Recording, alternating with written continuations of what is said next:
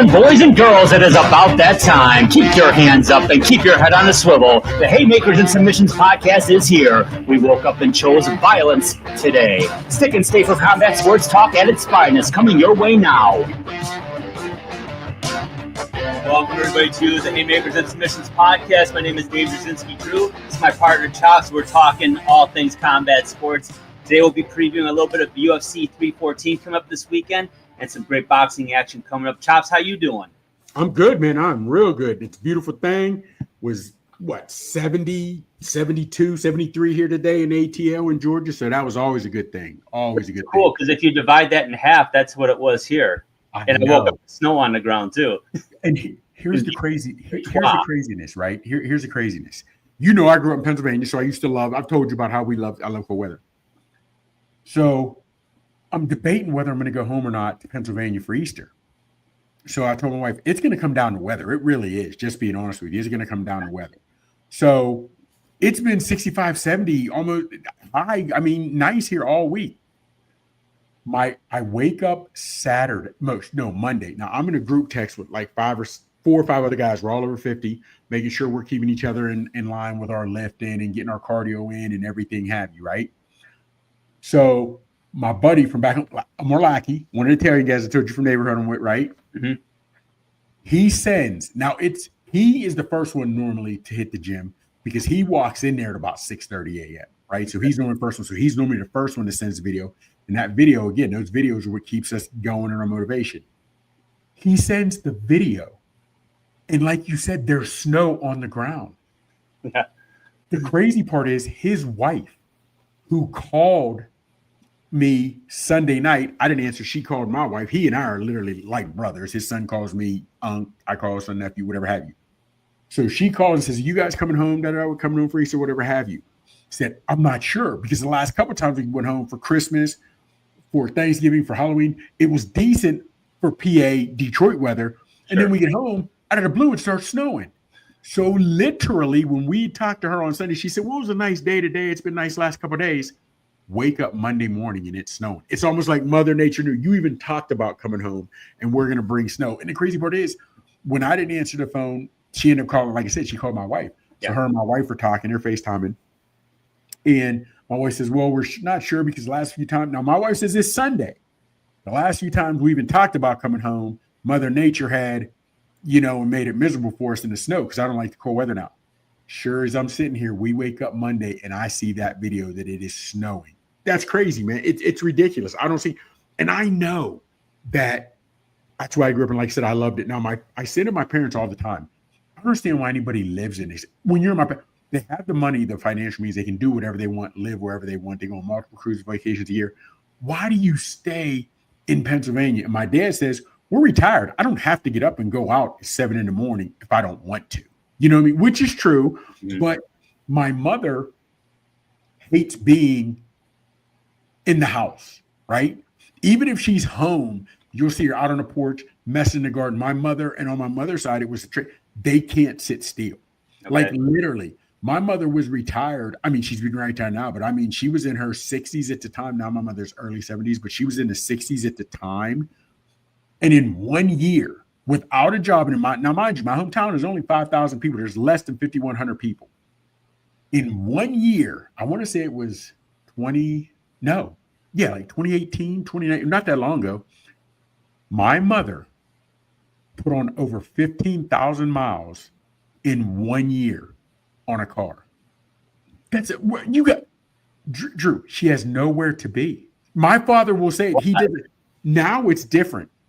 But even before like the smartphones, my dad didn't have a clock. He had a big clock in the kitchen or in the living room, but he didn't have an alarm clock. And I was like, Dad, I was home one day and wanted to get up early to go fish. I said, do you have an alarm clock? He's like, no. I said, you don't have an alarm? He said, Michael, what do I need an alarm clock for? I don't need to get, and I thought about it. That's crazy. You know what I mean? But like, they're retired. They don't have to go out. So he said, I don't have to be out there early, 6 to 7 in the morning, scraping windows. I don't have to go outside until it's later. I got the remote starting the car. The car is warm when I go out. And I said, I get it. I understand why you're saying it, but I still, man, I can't do it. That I do not. I hate the cold weather. It does not hit me like it used to, man. Not at all. It's tough. It's tough. Man, and you're in Detroit too? Mm-hmm. Whoo, man. Yep. Before we jump into the worst weather I had was when I was in Massachusetts. Check it out. It was the day before Halloween, October 30th. We got 21 inches of snow out of the blue. Just crushed us. It was the weirdest thing. And then for most of the balance of that year, all the way through Christmas, we really didn't get any snow. And then come late January, early February, we just got smoked. Are you serious? Oh, yeah. It was the weirdest winter. I forget if that was 2010 or 2011, one of the two. Yeah, and it was it was just insane how much snow we got on October 30th to get over almost 2 feet of snow. And it's not like it's not like we're in Alaska or something. It's Massachusetts. Same weather as Detroit. That is crazy. That's crazy. Man, so were you living in Massachusetts at the time, or were you just up there visiting or work related? Oh, we lived there for 4 years. Yeah, 4 years. How old were you? Do you remember? Oh yeah, I was between 36 and 40. So what brought you to Detroit? I mean, what brought you to Detroit? Well, I was born and raised here, and then we left in 2009. My job took me to Tennessee, and then we were there just over a year, and then that fell through because the economy was just garbage. So we're closing up. But then I ended up in Massachusetts working at Frito-Lay out there in Connecticut. Actually, I lived in Massachusetts, Connecticut. Was there for 4 years, and then it was just time to come home because things got better. The job market loosened up big time, so we took our time. We got back, and we haven't really thought much about leaving at this point. Is your wife the missus from Detroit area too? Yep. Okay. Yep. Now, did you guys know each other growing up or in high school, or you met way after? Okay. No, we met way after. Yeah, way after. So one of those things. Man. Life. Yeah. All right, let's get into it now. We're going to be talking about some UFC action here, chaps. UFC 314 coming up. Talk about a couple fights you're interested in. Man, honestly, normally, with us, we'll go main card, the main event, maybe the co-main event. But this entire card, 314, I got to give Dana credit, and I'm expecting this is what Dana and Turk's Boxing League is going to be like. This entire main card from top to bottom is 6 fights, five, 6 fights, and they're all pretty good, man. They're all good, right? I'm going to start off from the first one to the main event. Real quick, we got Nikita Krylov versus Dominic Reyes. 205. Krylov is on a 3-fight win streak, right? Your boy Reyes is on a 2-fight win streak. Dominic Reyes, whether he wins or loses, he's going to bring it. Nikita, he brings it. So that at 205 should be a pretty good one. I'd expect people, if you're a combat sports fan, this is one you want to see, right? This is definitely one we're going to see. Then we got Patricio Pitbull going against Yair Rodriguez. Pitbull, now here's the issue. Pitbull's 37, Rodriguez is only 32.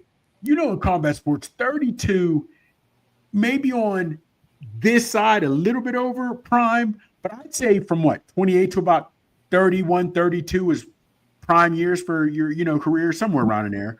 But so he's not Yair Rodriguez nowhere is past his prime. But Pitbull is 37. He's one and one in his last 2 fights. Now he's also coming over from Bellator. He was a Bellator champ for a while. But with a common opponent, one of the common opponents, Span, Yair beat him. And I want to say Patricio lost. And Dana doesn't give anybody, he has in the past some guys, some easy ones when you come over, but he doesn't give any easy fights. And this one is not going to be easy for Pitbull. And it's because of the Pitbull, his style, it's going to be tough for Rodriguez.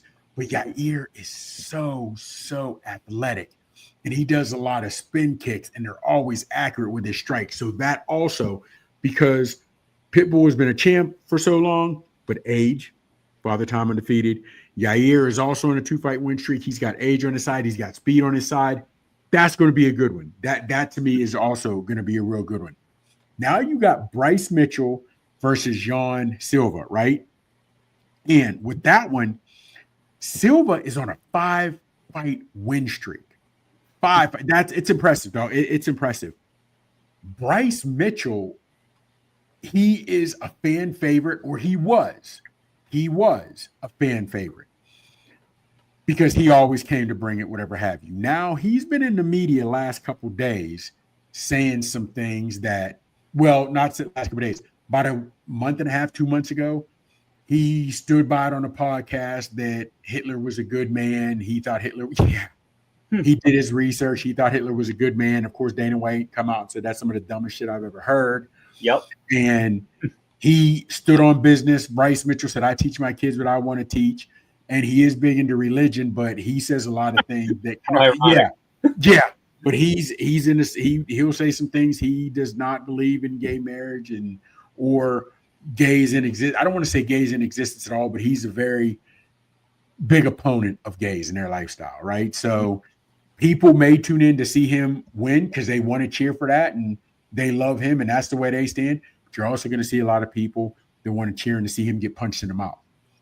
And Silva's a great fighter. Silva's a great fighter. A UFC fight or an election? I'm just curious. But see, that's exactly, and that's the crazy part.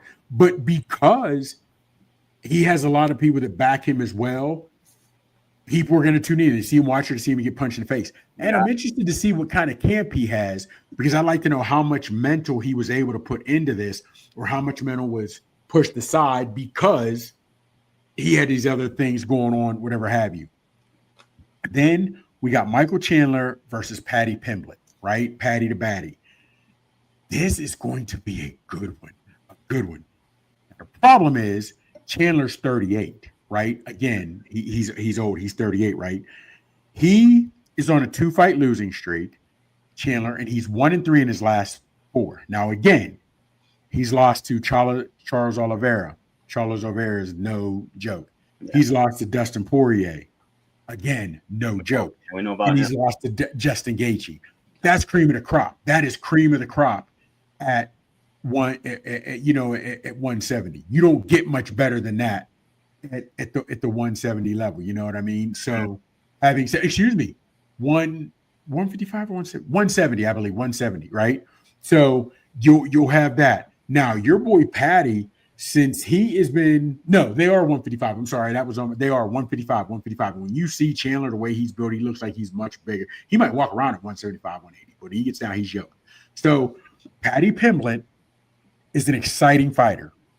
He's on a 6-fight win streak. He has not lost since he's been in the UFC, but he's not fought anybody to the caliber of Chandler. Okay. Chandler's one win in that 3-1 was a devastating knockout against Tony Ferguson. Now, Tony Ferguson is not the Tony Ferguson of past, but it was an impressive win. It's going to be interesting because he's not fought anybody of Chandler's caliber. Chandler's been in there with competition. Chandler's not going to just give this. He's not going to go in and say, I'm going to let this young cat beat me. I'm going to go in and let this young cat who's on the road, this young cat a fan favorite, this young cat who gets people hyped, I'm not going to just go out and give it to him. So I'm interested to see, will youth be served or will experience win out? You know what I mean? I'm really interested in seeing that. Now, Chandler's there have been people that pointed out he has a couple fights where he's eye poked. Is it on purpose? Is it not? Been fights where he stuck his hand in the gloves, cheated a little bit. You know what I mean? It's a small few that say that, but hey, it's been out there and it's been accused. But this is going to be a good fight. All three of them so far that I went through are going to be good fights, man. Regardless, now age is not on a lot of these guys' sides, but they're still veterans and they know a lot. So I'm interested to see how that goes.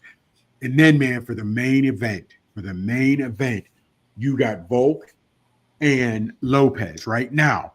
With this, Volkanovski and Diego Lopes, are doing this because Topuria relinquished the belt. He relinquished the 150 or the 145 belt, and he's going up. He says he's going up to 155 because he was having a hard time making weight. You and I spoke about him a while ago when he ended up winning the belt against Volkanovski, that Topuria has said, I don't know if I want this as much. I don't need fighting. So I don't know if it was hard for him to get 150 to 145 because he doesn't take training as serious, because he's a hell of a talent. Topuria is a hell of a talent. But in this one, you got your boy Diego Lopes, who's on a 4 or 5 fight win streak, and he brings it. He's high velocity. Volkanovski, high velocity. You know what I mean? So I don't think Volkanovski, I don't think he's fought anything but main events and for belts for like his last 8-10 fights. Something crazy like that. Something crazy. Now, again, you've got Volk, who is 36, 37, where you have Lopes, who is a bit younger. He's 30. So, of course, the great ones in this one, Volk, Chandler, they're older. You know, Pitbull, the guys that are getting them are still in the cusp of, or still in somewhere relative of their prime, where they're getting guys who are past their primes. Still hella fighters, still great, but it's rough. Now, the interesting to see, they both wrestle pretty good. They both strike well. And this is going to be a good ass fight, man. So again, and I'm not picking a winner on any of these, only because I am watching all these fights as a true fan. I'm not breaking down rounds. I'm looking for this entire fight to be hype. I can't wait, man. I can't wait. So again, if any of you guys are not sure about MMA, but you want to try to get into it, this is definitely the card you want to see. Definitely the card you want to see. Because if you don't know the names, you will know after, and you'll want to see more of them. That's fantastic. Yeah, I'm going to try and check that out myself. Yes, absolutely. And they're in Vegas. It's in Vegas. So it's not any crazy times because they fought overseas or they fight in Dubai. So it could be a 4 o'clock in the afternoon. No, this is at 10 o'clock. It's a main event, 10 o'clock. It's pay-per-view, but it's a good one. Awesome. It's going to be awesome to finally see that. But this is going to be pretty cool too, because I'm looking forward to this. We're going to shift over to boxing now, and we're going to talk about Boots. Ennis is getting in the ring, going to challenge Stanionis for the WBA portion of the welterweight title, and IBF. He actually it's super welterweight, and then IBF title is what Boots holds, and also the Ring Magazine Championships at stake here, Chops. This is coming up on Saturday as well. Let's break this one down, man, because Boots is 33-0. Stanionis is 15-0 himself. Let's talk about it. Let's talk about Stanionis first. What are your thoughts on him? Okay, I do like him.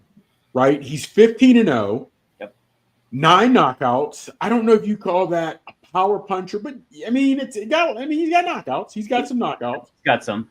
I don't know if you've seen him fight much. I don't know if you've seen him fight or any of his fights. I watched some tape leading up to this.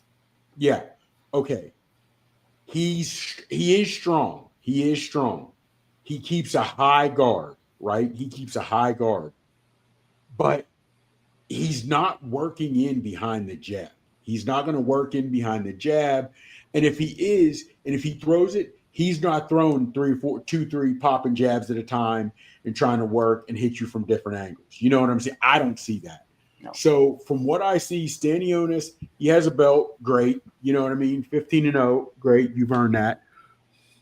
Does he have a loss, Stanionis? No, he's 15-0. Okay, 15. You're right. 15-0. 15-0. He had a no contest. Yeah. That's what it was. He, on paper, and when I say on paper, and what he's doing for 15-0, I'd expect you to be where you are for what I see in his game at 15-0. I do at 15-0. But since we're only talking about Stanionis right now, he's 15-0. He's young, you know what I mean, and he's got some power. He tries to walk you down, but there's some holes in his game. There's some holes in his game. Yeah. So since we're going fighter by fighter, I am going. That's all I'm going to go on Stanionis. I'm gonna let you. What do you think about him? What have you seen? What do you see? I agree with a lot of what you said. He's going to have to be able to put some 4-punch combinations together more frequently. He's going to have to get inside, and he's going to have to do work that way because he's at a height and significant reach disadvantage. There's a 6-inch reach disadvantage, or 68 to 74 for Ennis. So he's going to have to be able to work inside. He can do it. I don't know if he'll be able to, and that's where I'm concerned. He's going to have to find a way to get underneath, Boots' jab and be able to get inside and do some damage to the body, because otherwise, I mean, he's going to have to figure that out, in my view, from what I've seen on tape of him in 3 different fights that I watched. It's like, he's going to have to get busy. He got a nice record. The 9 knockouts. Yeah, I would say he's certainly capable of scoring a knockout, definitely. But I don't think his power is something that you necessarily fear per se. But he will definitely wear you down, and he is strong, to your point. But he's going to have to do the damage to the body, in my view. Yeah. Okay. So, all right, as of right now, as I'm looking at it, as I see it, what I see, and there's multiple ones, but on what I'm looking at, I have it as Ennis a minus 700. Minus 115 is basically even, right? He's a heavy favorite. Stanionis is a plus 450, right? Now, once the leather starts flying, anything is possible. We know this, right? Absolutely. We know this. Okay. Now, at 15-0, going against a guy that's 33-0? 33-0 with 29 knockouts. I would expect to see that if the 15-0 guy is a Mike Tyson when he was coming up, compared to a guy that's over the hill or almost a gatekeeper. Because why would you put a guy that's 15-0 against a guy that's 33-0? I asked that from Stanionis' camp, right? I asked it, and I get that you want the belt, but not all fights are good fights. You know what I'm saying? Not all fights against experienced guys are good fights for you.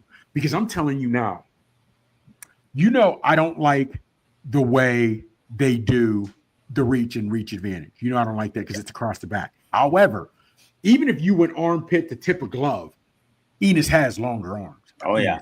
Ennis has longer arms. Okay, so we know that's going to be there. Okay. Both of them, I hate to say need this fight, but Stanionis, for a young cat, maybe for his confidence, mental confidence, a true step up. How he loses, if he loses, how he wins, whatever have you. Because you never know. Like I said, once the gloves start flying, leather flying, anything can happen. Okay, we're there. But Boots, for so many reasons, I understand why he's a plus or minus 700, right? He's going to hit you and then not get hit. He's going to have the angles, right? And it's funny that you talked about Stanionis working to the body, because yes, he will, to try to slow him down. Yep. But also on the same token, for Boots to win, not even to win this, because we said Stanionis keeps a high guard, right? High guard. Yeah. With his reach, with his ability, with him be able to move and get angles. I'm interested to see, will Boots take advantage of that high guard and work the body, then move and go to the old boxing, I can hit you when you can't hit me. You know what I mean? Do that. Or with Stanionis' high guard, it's also a wide guard. And he's open. He's always open for a nice uppercut. Any fighter can land an uppercut against any fighter when it's timed, when it's thrown perfectly. Ennis may not even have to truly time this uppercut perfect when he moves his hands, just perfect to catch him coming in, because we know Stanionis has to come in. You know what I mean? He has to come in. And I'll be honest with you, man. I understand, like I said, why it's minus 700. I just don't see holes in Boots' game that would allow, on paper, now we're still going on paper, that would allow Stanionis to get this win. I just don't see how he does. Yeah, so let's shift over and let's talk about Ennis a little bit. Like you said, he does it. The reach advantage is there, certainly, and he needs to take advantage of it. I just think Boots, to me, strikes me as most of the fights I watch of him, he takes, not that he's not active in the first couple rounds, but he's finding his range with his jab, and he's just scientifically dissecting what his opponent's doing, what he's giving him, what his tendencies are. He's seeing how he reacts to the jab, how he reacts to the cross. By round 3, he starts going to work. And to me, it's like with the high guard, he's going to take advantage of the body. and he's going to bring that down, and then he's going to do his work. He's just such a scientific fighter. So, but he has to make sure that he doesn't play into, and we say this all the time, if you have a physical advantage over your opponent, don't play into their strength, don't do that. And I don't think he will, but he doesn't have to fight too cautiously, but he's got to get in and get out. Like you said, he's going to hit and then not get hit. That's what he's going to have to play that game with Stanionis, and maybe make him a little bit maybe impatient, and where he'll have to take some chances, and then he's going to get them. You got to be real patient when you're fighting Boots Ennis, but that's how I'm seeing it. But what do you think? Okay, yeah. Now, when you talk about Ennis, right? Yep. When you're talking about him, and physically he has all the tools. So again, written on paper, but like you said, or we talked about it mentally, what is going to happen? You know what I mean? Because wasn't it Kareem Chekahuzian, however you pronounce that name? Mm-hmm. He won that fight, and it was a rematch, and it should have been easier for him than it was, and it wasn't. That you know what I'm saying? So that to me is where Boots is like, okay, Boots, what are you doing? Because mentally, he is in Boots can't afford to come out and have, I don't want to say a humdrum performance, but he can't have a so-so performance. Even if he wins, he because you're losing more money. You know what I'm saying? You're losing more money. So you definitely don't want to, he is in Boots, definitely doesn't want to do that. Go to the body, exploit his as in, Stanionis his holes, exploit those holes. Look good how you did 4, 5, 6 fights ago when we thought he was a world beater. You know what I mean? It's interesting to see though where he is mentally and how he comes in. So now we're off paper. Now this is why they fight. You know what I mean? So mentally he's got to come in, and if he's Ennis, if he's Boots, I don't want to say a walk in the park because I don't want to belittle Stanionis' ability like that. But there's levels to this. And Stanionis is not on Boots' level. No. If Boots comes in there, he's not on Boots' level. That's me. What do you think about it? Yeah, and that's where I'm kind of torn, because I would agree if we see the Boots we saw 5, 6 fights ago, yeah, this one probably ain't going the distance, but I don't know. Now Boots, he's only 27. Now Stanionis is 30, so the age difference isn't a big deal here. But Boots is a young man still. But I think I think at the very least he needs to win this impressively on the cards, and I think he will. That's my view of it. But he's fighting guys that like we talked about, a lot of these guys like when you talk about like Loma and even Usyk, who they're older guys, and they've barely, I don't think Loma's had 20 pro fights. They fought a ton of amateur, and they start late, and seeing a lot of that. So it's really hard to gauge where these guys are at, because you got to do a hell of a lot of scouting, and you can't underestimate them based on who they fought, because they're not fighting, they haven't really turned pro until later in their career, so to speak. I know. So they're kind of enigmas, and you got to be careful, because they're certainly tough fighters, and they're strong. But I don't know. I think Ennis will win this fight. I think he should win this fight convincingly. It could be via a stoppage, but I'm going to lean towards a decision. But I would think and hope it would be a pretty substantial margin where he would win, like at least get an 8-4, 116, 112, but at minimum, maybe 117, 111, things like that. I really want to see that if he can't put him out. What about you? Do you say 116, 111? 116, 112. 112. Yeah. He's definitely he definitely has to remove all doubt. Want to see him hit him with some tough shots. Put on a clinic. And I hate to say that it has to be so whitewashed like that, but he as in Boots needs to really be impressive, because he's been questioned. You know what I mean? He's been questioned. And like I said, neither one of us really see him, I hate to say having a problem, but he shouldn't. He should not have a problem with this fight. He really shouldn't. I'm going Boots. I'd like to see him knock him out 7th, 8th. You mentioned something that Boots gets the information and downloads it a la Tank Davis, right? A la Crawford. Yeah. But they end up getting the knockouts and getting the wins. I think his last one in that against that rematch is where he caught some flack in the fight Avaresian, or however you pronounce it, right? Mm-hmm. That fight too, right? He caught some flack. And then you come out with the guy, a rematch, who his as in Boots' skill set was definitely significantly better. Yeah. And he still didn't win like he should have. So now it's even more. But again, you're getting it from guys like us who aren't stepping in the ring with guys at that level. You know what I'm saying? But so, you know, the old saying in boxing, I'll win this fight, look good in the next one. But now you got to look good to be the big money. You know what I mean? So that's right. There's no reason that he is in Boots shouldn't win this clear cut by at least 3-4 rounds, 3-4 good rounds. I'd like to even see at least 1-10-8. Got to knock him down at least once. Got to. I would like to see that too. I'm a big fan of his. I mean, I really am. I mean, I want to see a great fight, but I'm a Boots fan.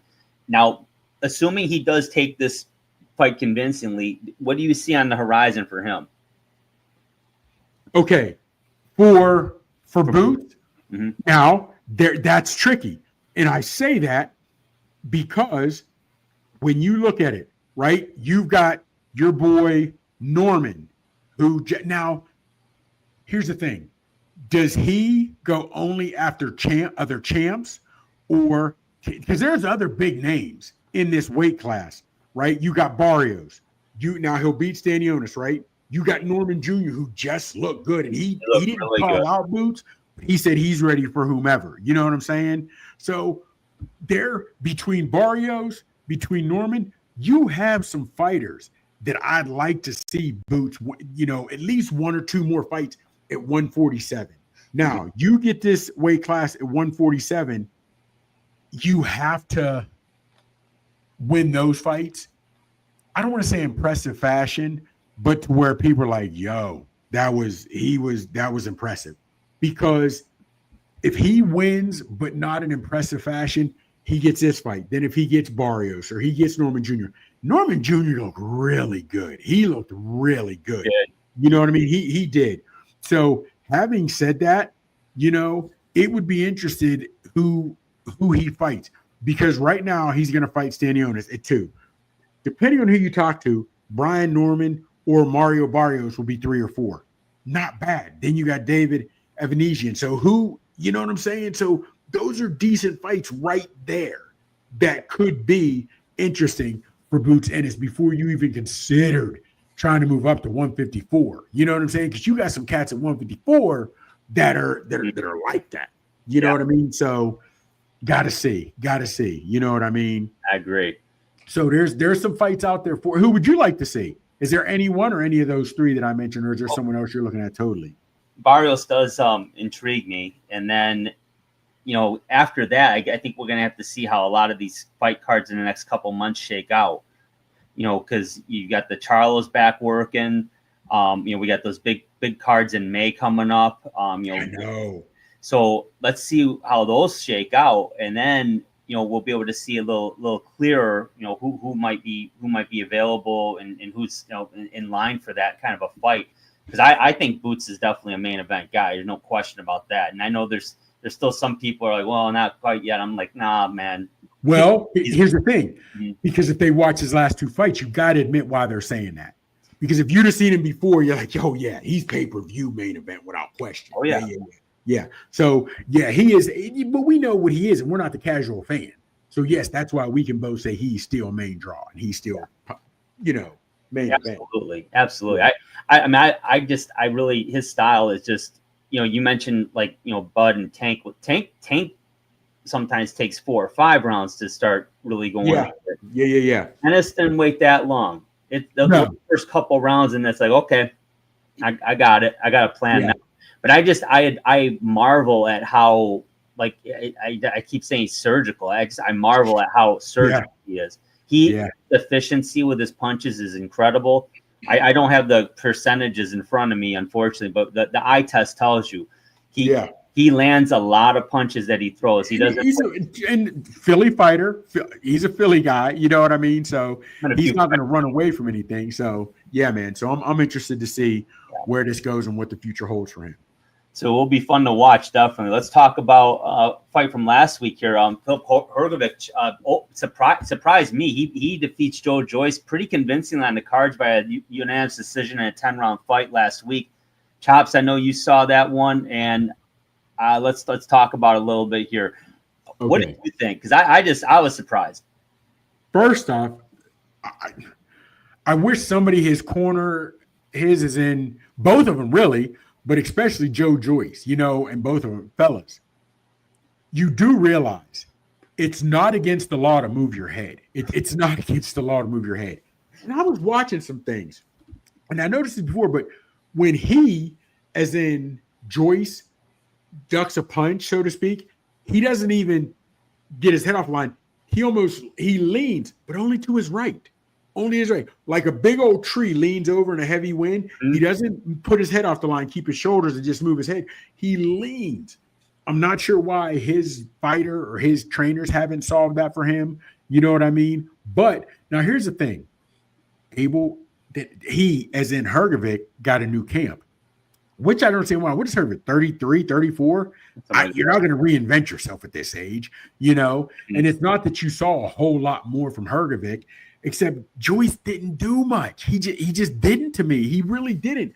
And to me, if he'd have thrown some punches and bunches, thrown some more combinations, got his head off the freaking line, he might, because he did not hurt, but he stunned Hrgovic a couple times. Mm-hmm. But he didn't capitalize on it. He didn't jump on it. And it was, okay, this is where Joyce is going to turn around. Because Joyce at, 38, 39, he needed this more than Hrgovic. Because the heavyweight division is thin. It is thin. And when I say it's thin because your top 5, to me, on any given day, any one of them, your top 10, on any given day, any one of them can beat any one of them. And I even say that if he were to come in the right frame of mind, Anthony Joshua in his game, he's nice. Your boy Usyk just outworks everybody. Yeah. I still think he got hit by that body shot against your boy Dubois. He didn't like it. Nope. Your boy, when Thing hit him a couple times to the body, Fury when he hit him to the body, he didn't like it. So I wonder if guys are watching film on that as well. So that's why I say the heavyweight division is thin. Because when you had Tyson, Holyfield, Michael Moore, Lennox Lewis, that wasn't thin because all those guys were monsters. Here, you can be 38, 39 and get a win and be propelled in the top 10 and a championship fight. You know what I'm saying? Mm-hmm. So that's what I'm saying. He needed this fight because at 39, you get this fight, you could be in line to possibly fight Usyk in the next year or two. And I say that not because you've earned it, but because, he can take it. Because nobody else is there. Hell, Zhang is 40, 41? And he had a shot to do something. He just ran out of gas, 2-3 weeks ago, whatever it was. So, so it's not that the heavyweight is stacked and it's thin on the aspect of the talent is there. And you know what, man? Of course, I've been going back and watching some of the 90s and the 80s or 70s, whatever have you. I understand we're saying in all sports the athletes are better today. They know how medicine works, how the body heals and this, that, and they have better training. But you don't see the technique from any. I don't care who it is. You're not seeing the technique from a lot, even Tank. Do you realize Tank had such an issue with Roach because Roach boxed. You know what I'm saying? We don't see these boxers anymore. I'm not a huge fan of Floyd, but you don't see the Floyds anymore. You're not seeing a Pacquiao's. You're not really seeing that. You know what I'm saying? You're seeing talent. Tank knocks everybody out, and it's just a matter of time. When's he going to knock you out? Crawford is dissecting you, and he's knocking you out because he's beating the body and finding your holes. You know what I'm saying? So that's where I'm a Benavidez fan. Benavidez is Mexican monster. He's just walking through people. He's just throwing. You know what I'm saying? So it's a little different. So I'm interested to see where this goes, but Joyce, you had it, man. It was there for the taking, and I can't say you didn't want it. You just didn't get it done. Didn't get it done. It looked like he hit the wall physically. Yes. Yeah. But I don't want to know if it was his punches, his legs, his body. He isn't Parker. He isn't Joyce, just didn't look good from the outset. He wasn't bouncing on his legs. He wasn't under his legs. He wasn't where his legs were. It just didn't look good. I don't know, man. I don't know. I think you're 100% right. So I don't know what the future holds for him. Here's the thing, big dog. It's helped Hrgovic very much. No. At heavyweight, you put your hand, you got about 10, 12 of them. Put your hand in a bag. Mm-hmm. Who you pull out is who you pull out. I'd like to see Bacoli fight. Hated he took that fight on 2 days, 2-3 days notice. Yeah. But you put him in there with whoever else, the other top heavy, Dubois. Dubois likes to stand there and he'll get hit. You let by Bacoli, that's curtains. You know what I'm saying? And Bacoli's fighting at 300 pounds. When you had Lewis, when you had Tyson, when you had Holyfield, George was 260, 270? Mm-hmm. But he had done that for so long. You couldn't have a guy fighting back then in the 70s, 80s, 90s at 350. You couldn't do that. No. Because you had to have a toolbox then. You don't now. The only one was Valuev, but he was like 6'9". Yeah. And he didn't have a belly, though. He still carried 6'9". He was a big dude. Yeah. And so, I agree with you. But, it was a disappointing fight in my view. And it also was, it's kind of disappointing, in terms of how the fight went. But also, I mean, Joe Joyce is still a name, and I really wanted to see him at least keep his name in the mix. And I think this fight really significantly set him back, considering his without age. question. So we shall see. Let's talk about Tim Tszyu with his TKO in the fourth round as Joey Spencer's corner threw in the towel, so he gets the TKO in the fourth round. Your thoughts on the fight? I don't think either of us were surprised at the result, but what did you think of Tszyu's performance? He did what he needed to do. Against Murdalayev. Is that how you pronounce Murdalayev? Mm-hmm. No, Bakram. Who did he fight? Who did he fight that he lost to after Fundora? Oh, and I believe so. Yeah. Okay. He got beat up. His team did him a disservice when they fought Murdalayev, and the reason I say that was because if you had known this guy was a killer, if you had known this guy had some power, you, as in Tszyu, would not have had the game plan to just walk in on him. You wouldn't have done that. And that's what he did. So as much of a disservice as they did for – now, I would almost say on short notice they did him a disservice taking the fight against Fundora. However, with Fundora, he likes fighting close, this, that, and whatever. Maybe you thought he likes fighting close. Tszyu's a hard puncher. He's got a lot of body to hit. There's a chance for us to do something. Or, you know what I'm saying? But that was a good fight. And who knows, without that cut, maybe Tszyu gets that fight. It's possible. So, yes. But this, with the Murdalayev, his camp did him no favors. In this one, though, his camp was right on the picking. Because remember, what was it, Prime, when they came out, PBC, whoever it was, they had Spencer's like, no, just being honest with you, the next white hype. We need an American white guy to, you know what I mean? But he just didn't pan out. So he still had the people behind him, still hoping he could do well, still, trying to bring it and give it as good as he got. But talent-wise, he just wasn't on Tszyu's level. And it only took, that's what I said, it only took him for. And he is in Spencer, never even really looked like he was in the fight. I mean, Tszyu won the first round, and he won all of them to me. You know what I mean? So Tszyu did what we expected. Yeah, I mean, bottom line, Joey Spencer started out really well. I mean, he's from Linden, Michigan, up here, so I mean, I certainly wanted to see him do well. But I'm not going to kid myself either. I mean, he's a good fighter, but not a great fighter. He's a good fighter. And this was a huge step up in opponents for Spencer. And young man took it. He took the fight. He did what you know what I mean? So it was a huge fight for him. But I think Tszyu's team did what they were supposed to with picking this guy. Yeah. So after the fight, Tim had some things to say, and he called out Keith one time Thurman. What were your thoughts on that? And is that a fight you'd like to see? That's the question. Yes, I'd like to see it. Here's my problem. Thurman is never going to get his just dues, even in the boxing world, because we all know, boxing fans know he's got talent. Oh, yeah. And Thurman could have won some belts. He just took too time of a long layoff between fights. I don't know what's up with that, right? Now, he and Tszyu were supposed to fight in 2024, weren't they? Or something like that, and they got called off, or somebody got hurt or something like that. So, I guess Thurman did, actually. Okay, so here's the thing. Here's the thing. I understand you want to get your get back, right, and beat Thurman, because Thurman had an impressive win. But Thurman, the guy that Thurman beat, probably couldn't beat Spencer, who Tszyu just beat, right? I don't think it would have been that truly as a pick 'em. You're not going in saying, oh, neither one's out. You know what I'm saying? Yeah. They were both guys you take. In Tszyu's case, you take Spencer for a comeback fight. I need the win.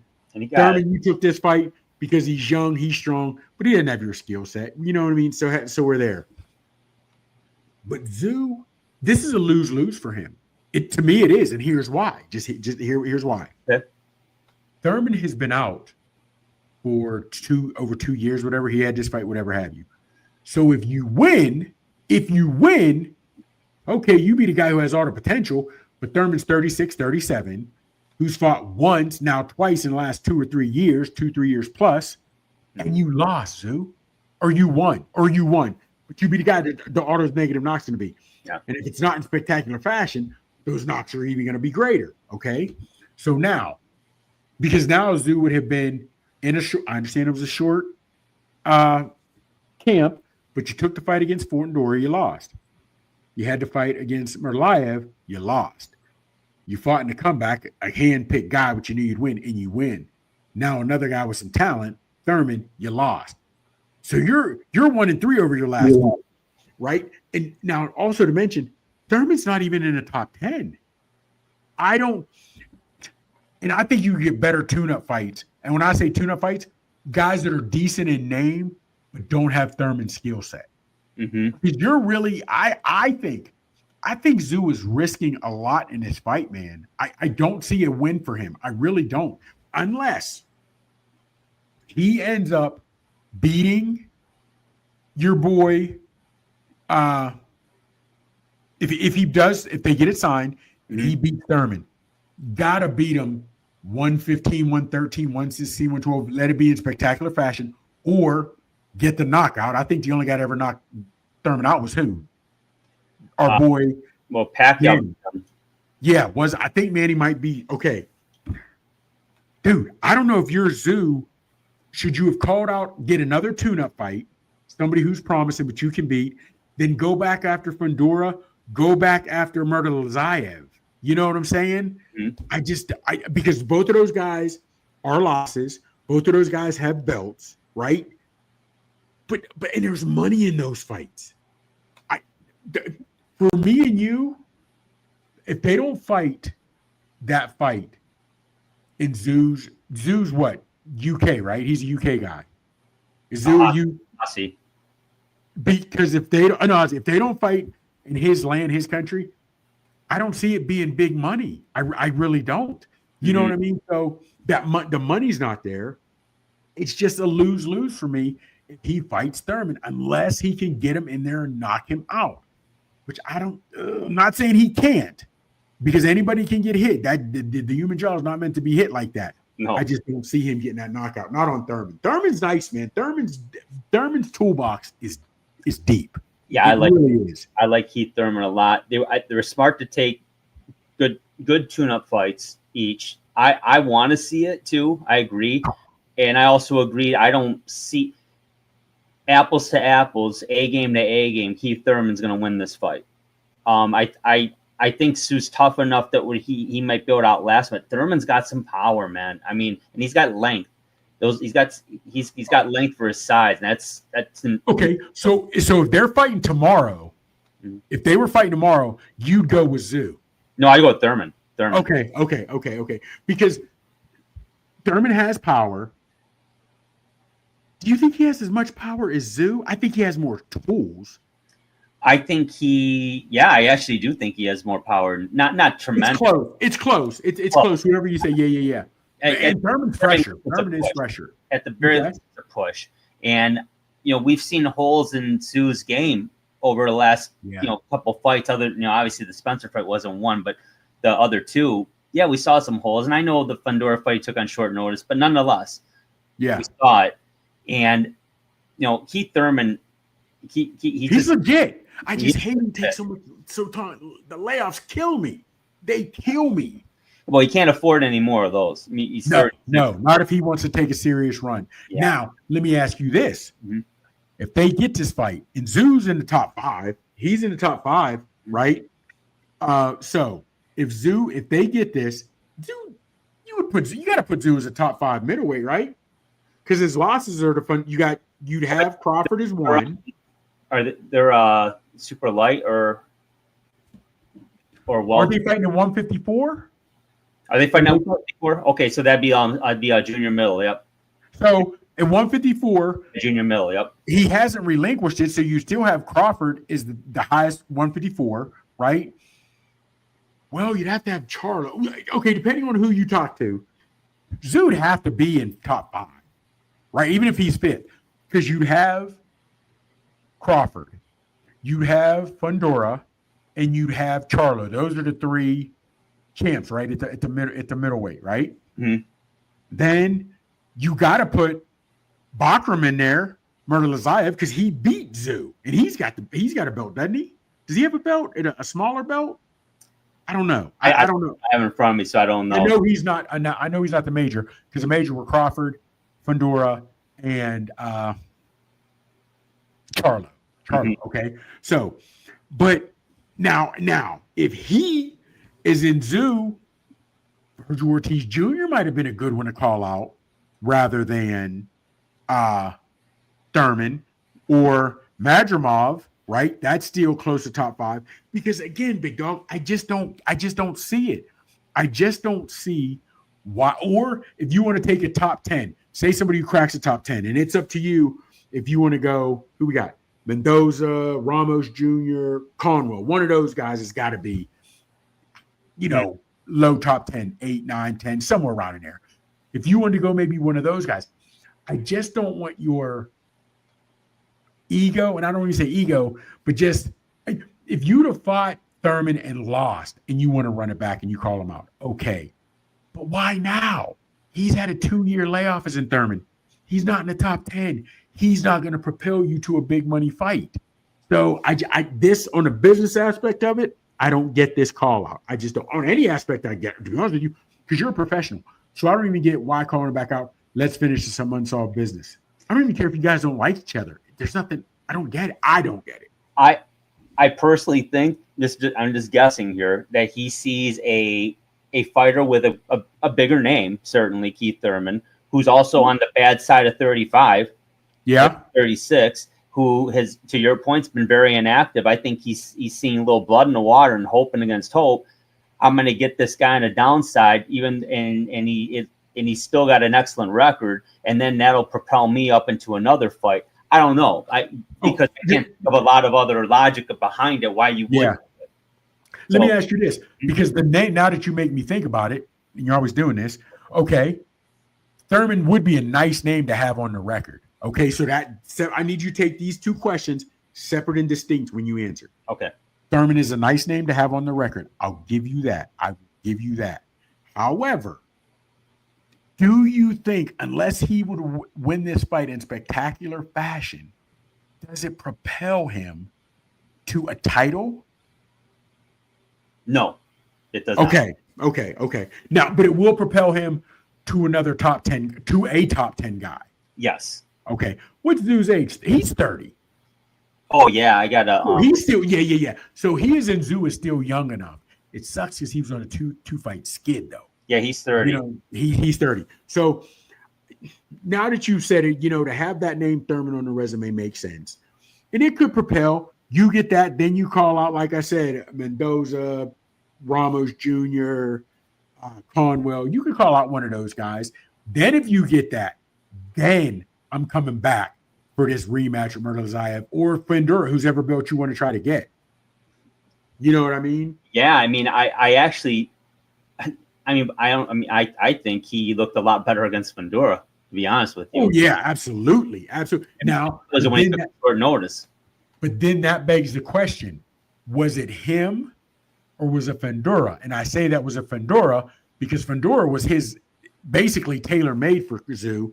Doesn't use his length, likes to fight in close, doesn't use real estate, doesn't move a lot. He's there to be hit, right? That's what Tszyu needs. So, because once he fought Bakram, Murtazaev definitely used the ring. He definitely used his jab. He let it be known. No, big dog. This ain't for free. You just don't come on in. You know what I mean? So the question now would be, if you are Tszyu, and I do think the Fundora fight would bring more money because Fundora is a bigger name, I think, than Murtazaev. Yeah. But Murtazaev, you get that get back. You know what I mean? So either way, I'd be like, see it. So who would you? Are you happy with the call out of Thurman? Well, we are. That's not fair. We both are fight fans because we want to see that fight. Yeah, you answered the question right. Nobody's running. Oh, as fight fans, it's going to be an excellent fight. As far as strategically for Tim Tszyu's career, that's where we're like, I know. I know. As now on Keith Thurman's end of it. Oh, it's beautiful. It's a win-win. Heck yeah. It's a win-win.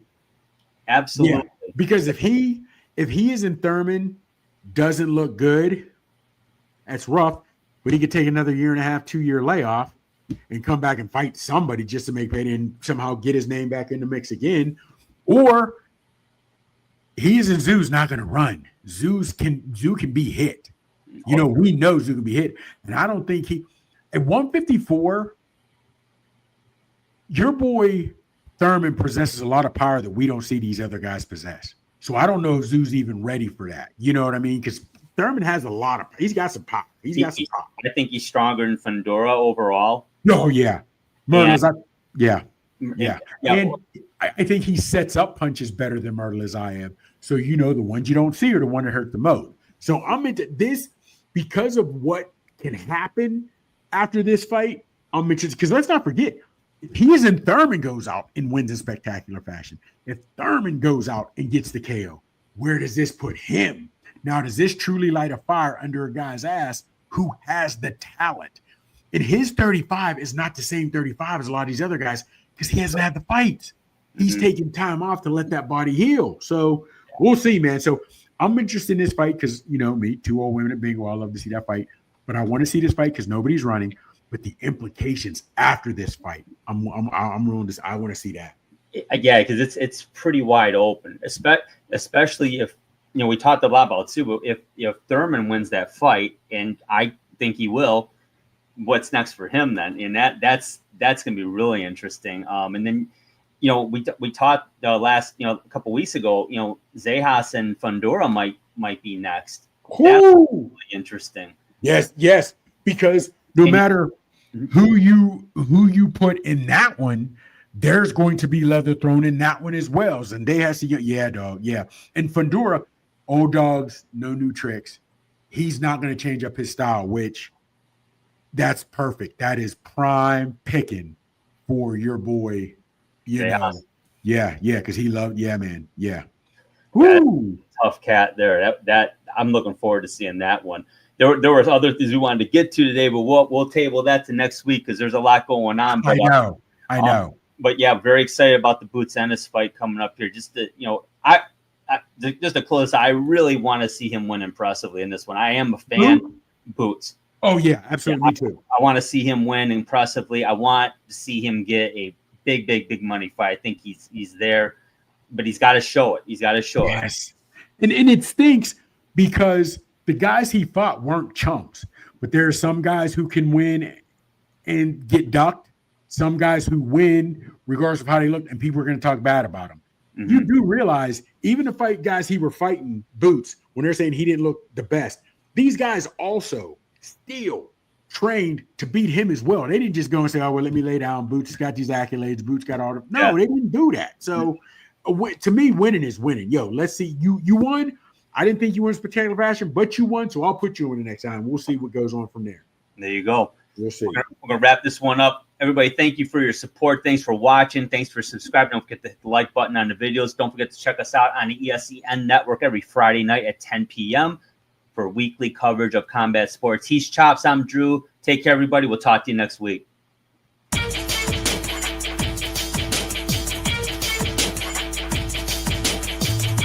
Thank you for watching the Haymakers and Submissions podcast. You can find us on the ESEN network on the Roku app every Friday night at 10 p.m. Eastern Standard Time beginning on October 4th, 2024.